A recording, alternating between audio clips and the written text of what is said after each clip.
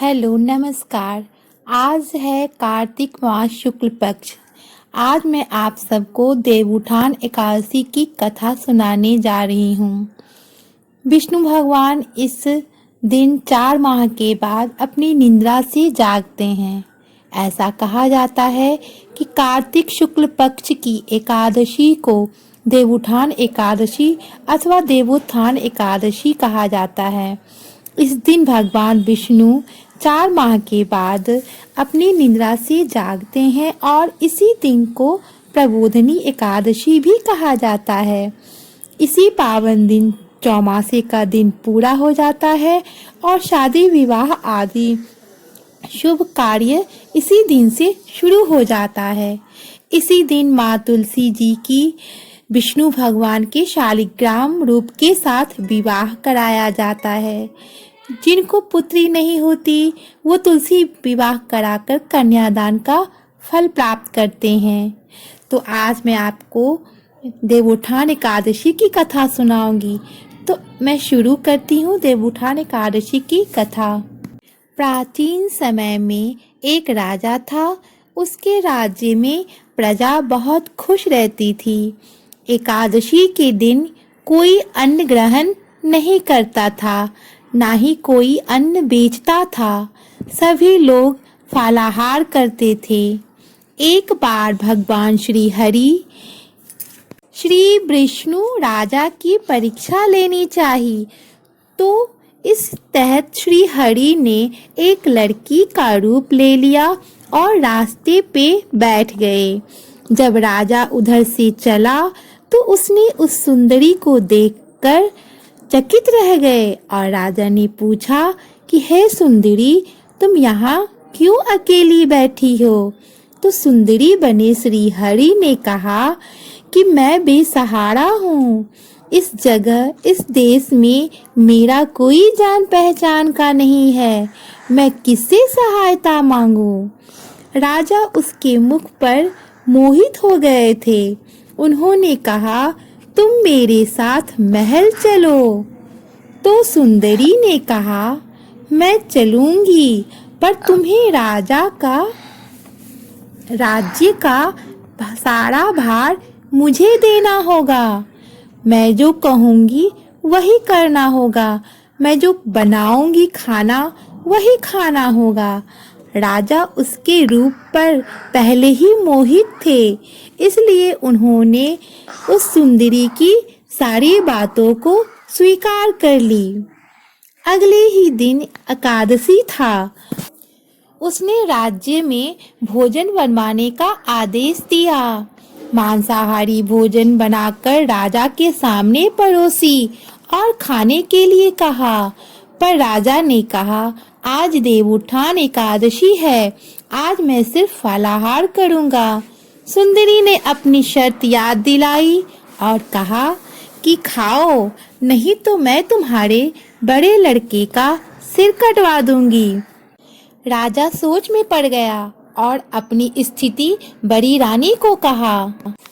तब बड़ी रानी ने कहा, धर्म न छोड़े महाराज, बड़ा बेटा का सर दे दे। बेटा तो फिर आ जाएगा, पर धर्म नहीं छूटना चाहिए, धर्म ना छोड़े। उसी समय बड़ा बेटा राजा का खेलते धूपते वहां आ गया। माँ के आंखों में आंसू देखकर राजकुमार ने अपनी माँ से रोने का कारण पूछा। तो बड़ी रानी रोते रोते राजकुमार को सारी बातें बताई। इस पर राजकुमार बोला, सिर कटवाने के लिए मैं तैयार हूँ। पिता के धर्म का पालन मैं जरूर करूँगा, उनके धर्म की रक्षा मैं जरूर करूँगा। राजा दुखी मन से बेटा का सर देने के लिए तैयार हो गया।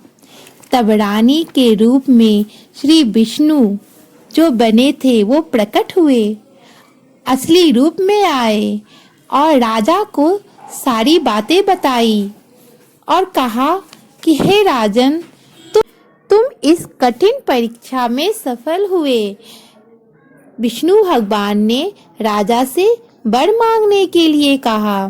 तो राजा ने कहा कि आप आपकी कृपा से सब कुछ है इस राज्य में। आप हम पर अपना आशीर्वाद बनाए रखें और हमारा उद्धार करें। उसी समय वहां एक विमान उतरा। राजा ने बड़े राजकुमार को राज्य का सारा भार दे दिया और विमान में बैठकर परधाम को चला गया। हे विष्णु भगवान, जैसे आपने राजा का उद्धार किया, उसी प्रकार कथा सुनने वाले, पढ़ने वाले, हुंकार भरने वाले सब पर अपना आशीर्वाद बनाए रखें।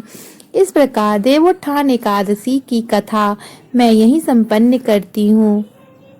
इसके साथ ही मैं देवोत्थान एकादशी की पूजा की विधि के बारे में भी कुछ आप लोगों के साथ शेयर कर रही हूँ।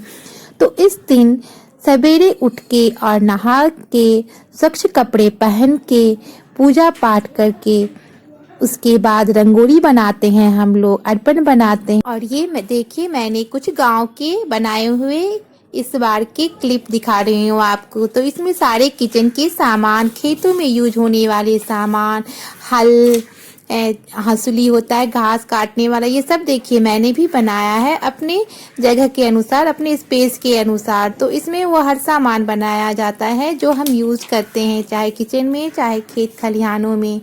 और उसके बाद शाम को पूजा किया जाता है, भगवान की पूजा होती है, भगवान को उठाया जाता है, गाना गाया जाता है। तो इस तरह से मैंने अपने घर में भगवान के पास पूजा कर ली। और जो रंगोली बनाई थी, अर्पण डाली थी, भगवान के पैर बाहर की तरफ जाते हैं। और उसके बाद मैंने तुलसी विवाह भी किया था, तो वहाँ पे मैंने दिया जलाया है अच्छे से। और फिर से दोबारा यहाँ शाम को पूजा के बाद दिया जला रही हूँ, तुलसी माँ की पूजा कर रही हूँ और चारों तरफ दिया जला रही हूँ। तो ये देखिए, मैंने यहाँ शाम की पूजा भी कर ली, भगवान की पूजा भी कर ली और यहाँ पे मैं दिया जला रही हूँ। और इधर अन्न धान जो मैंने रखा है वहाँ भी दिया जलाना है। तो यहाँ चारों तरफ, तुलसी माँ के चारों तरफ और रंगोली के चारों तरफ दिया जला के अच्छे से देवोत्थान एकादशी मनाया जाता है। तो यहाँ मैंने संध्या दिखाया, आरती गाया और दिया दिखा। तो इस तरह पूजा करके अपने घर रंगोली पे सारा सामान रख के, अन्न धन रख के, सब्जी वगैरह सब रख के, ईख रख के, जो भी आपके घर में है उन सबको रख के इस तरह से पूजा पाठ किया जाता है। जिनके यहाँ शालिग्राम भगवान के रूप होते हैं वहाँ पूजा भी की जाती है उनकी, और उनको बहुत ही अच्छे से पूजा विधि के साथ उनको उठाया जाता है और गाना गाया जाता है। तो इस तरह से दिया जलाइए, रंगोली बनाइए, देवोत्थान एकादशी मनाइए। घर के सारे लोग मिल पूजा पाठ हम लोगों ने कर लिया है और सब कोई प्रणाम करके इस एकादशी, शुक्ल पक्ष एकादशी को हम लोग देवोत्थान एकादशी मनाते हैं और पूरे दिन फास्टिंग रखते हैं और अन्न नहीं खाते, फलाहार खाते हैं एक बार। तो अंत तक देखने के लिए वीडियो को धन्यवाद। वीडियो पसंद आए तो लाइक शेयर कीजिए। देवोत्थान एकादशी की कथा कैसी लगी कमेंट जरूर कीजिएगा। Thank you.